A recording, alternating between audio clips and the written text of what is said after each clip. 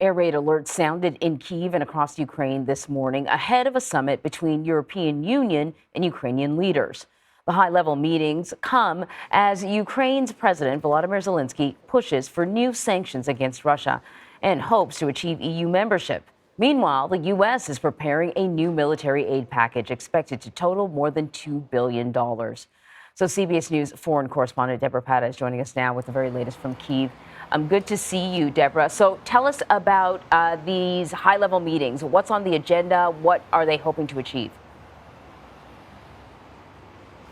Well, it depends who you talk to. I think for the European Union, they've sent senior officials, but really it's more of a photo op, a chance once again to show solidarity with Ukraine.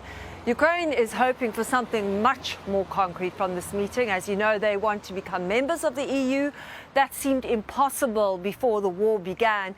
But in the face of growing Russian atrocities in this country following the beginning of that invasion nearly a year ago, there has been a leaning to at least allow Ukraine candidacy membership, but not full membership. That could take, well, over a decade, a very, very long time indeed. So that really is a distant dream for now.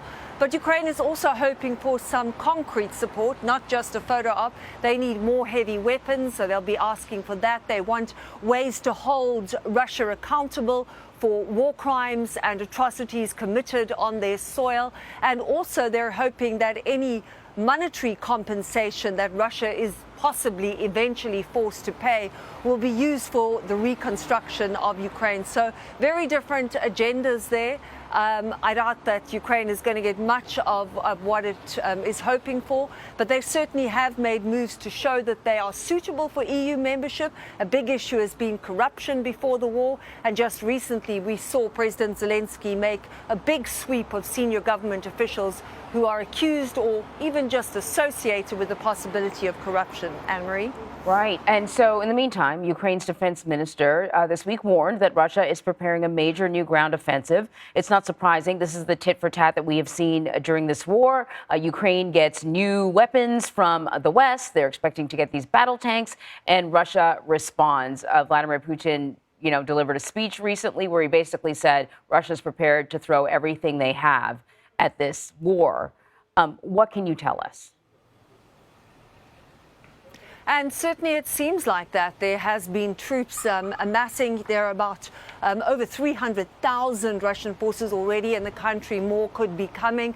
And there's been a big mobilization campaign within Russia to get more troops. You've also seen mercenary groups like Wagner growing because their leader has been recruiting in prisons. And those former convicts have been used in places like Bakhmut and Soledar for more of an infantry war in a sense. But there is a big fear here that it won't just be the normal tit for tat, but that what in fact is happening here is a possible new major offensive that could rival the start of the war. As we know, Vladimir Putin does love those historic dates, and very soon this country will mark 1 year since the invasion by Russia began here. And the defense minister, Oleksiy Reznikov, has warned that the possibility of a major offensive could be launched before or around the 24th of February, which will mark that anniversary. Along the front line, there's been a ramping up of pressure by Russian forces. Artillery is really silent along the front line. And in pressure points like Bakhmut, which we visited very recently, that war is growing more and more intense there. The fighting very, very savage. It's this mixture of World War I trench warfare and more sophisticated modern drone and electronic surveillance that we're seeing in a place like that. But certainly very, very fierce fighting with Russia making incremental gains. They're only inching forward, but it's getting harder and harder for Ukraine to hold Bakhmut. Anne-Marie? Well, very concerning. Deborah, thank you very much.